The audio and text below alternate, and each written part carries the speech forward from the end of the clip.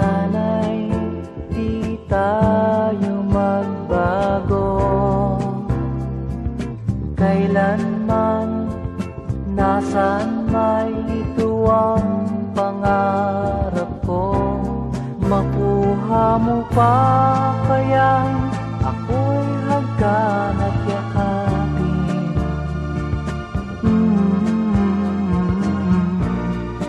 Hanggang pagtanda natin, nagtatanong lang sa'yo, ako pa kaya'y ibigin mo? Kung maputi na ang buko.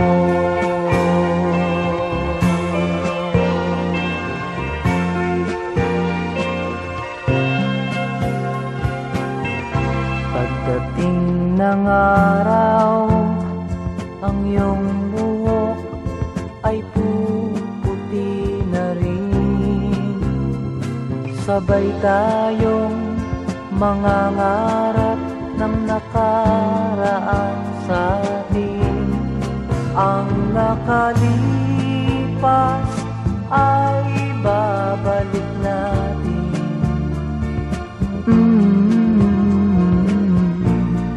Papaalala ko sa'yo ang aking pangako, ng pag-ibig ko'y laging sa'yo. Kahit maputi na ang buko.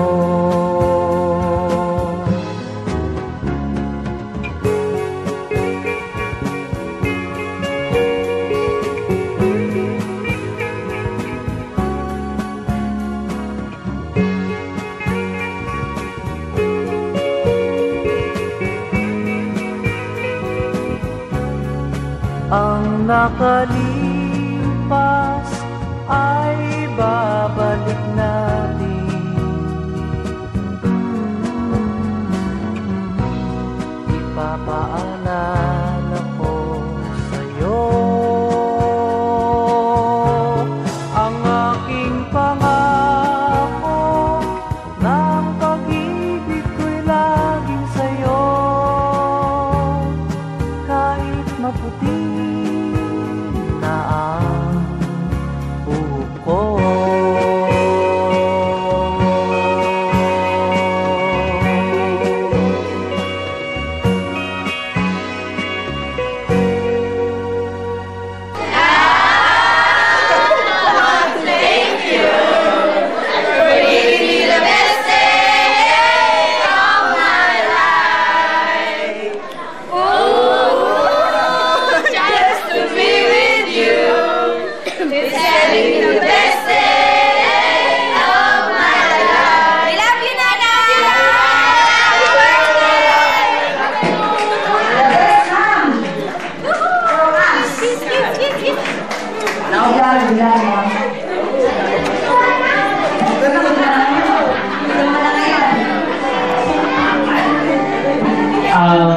Siguro po, oras na para pasalamatan natin bago matawagin yung choir natin.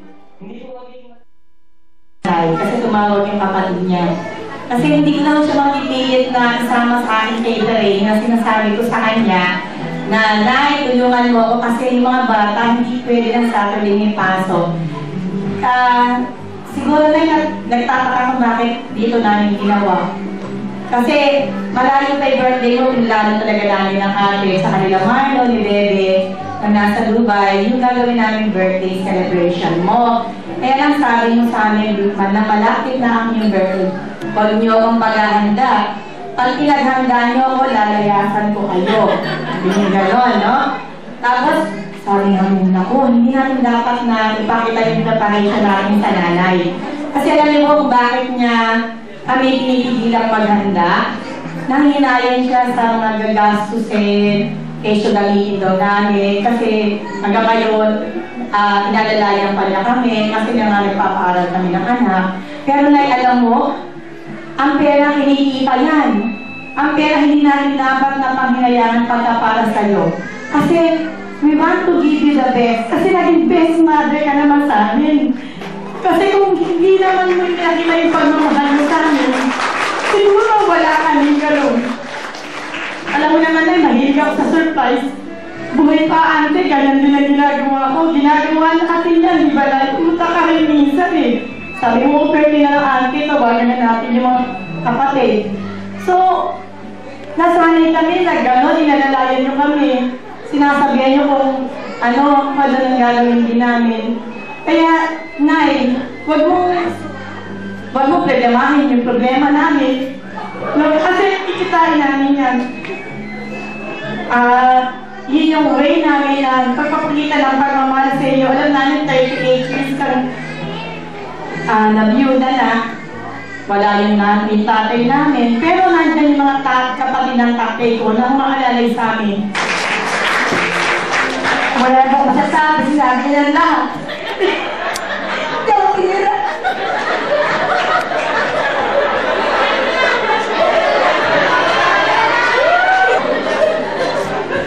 Abi ako pa nga, hindi ako pinira. Nagpatawala ako. Nagpatawala na ako. Wala akong payung dala. Pagmamadali ko. Kaya, naika ako man po tanghali niya. Abay, pagkain na dala sa Pampanga, hinihintay nila. Kaya pati ako, ang gamit ko, hindi ko dala yung aking paino. Ang dala ko ngayon, hindi ko baka naman po. At sabi na po lahat ni Flor, actually po talagang, design po talaga ni nanay ang ganitong okasyon at parangal. Sabi nga inay, noong araw kami ang pinaghahanda mo. Todo ang paghahanda mo sa amin kahit na mahirapan ka. Dapat ngayon, in return, kahit kami mahirapan, alang-alang sa'yo, dahil kung di sa'yo, hindi ka magiging successful ang magkakapatid. Although yung aming dalawang kapatid na bunso namin kapatid, at saka yung pangalan sa bunso ay wala dito, kasama namin sa lahat ng aeroplano. Ultimo yung aking mga anak. At sila rin ay may bahagi dito. Lahat sila. Si Marlon, si Baby, si Abigail, si Raymond, lahat ng apo, si Mark, at saka si Ai. Lahat sila ay kabahagi ng kasayahan nito. Ultimong mga kapatid mo, kasapakan namin yan, hindi nyo ba alam? Kasapakan namin yan, pati yung mga pamangkin mo.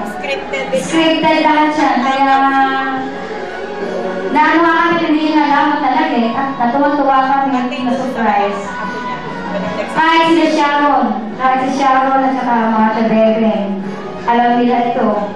At sabi na, kaya tumatawag na sana, kanina pa, hindi ko mamahibigay sa'yo dahil kasalukuyan ng program. Kaya maraming po salamat sa lahat ng umaten at naging bahagi ng kasayahan ito. Yung po mga taga-district, alam ko pong kantuwa. Iniyan po namin ang message ang matagal ng kasama ng nanay. Ito po yung mga taga-district. Isa nga po sa inyo. Miss Faye. Pasensya na ho kayo at naiyak ako sa mga pinagpahayag ng kanyang mga anak. Totoo na si Camille, isang kulirang ina. Kasi kung hindi siya sa kulirang ina, hindi niya mapagtatapos ang kanyang mga anak at magiging successful. At ang i-wish ko lang po kay Camille ay bigyan pa siya ng mahabang buhay upang makasama pa niya ang kanyang mga anak at ang mga apo at maging ang kanyang mga apo sa tulo. Yun lang po. Okay. Ito po matagal ko kasama sa ospital, kahit di siya namin. At hindi ko makakalimutan sa araw na ito, yung aking bayaw na si Boy. Isa po yan sa aming naghihirap na kasama ng nag-prepare ng aming at si Raymond, yung aking manugang. No, lahat, pati ang choir, lahat ng umaten, yung may-ari ng venue, no, mga barkada ko sa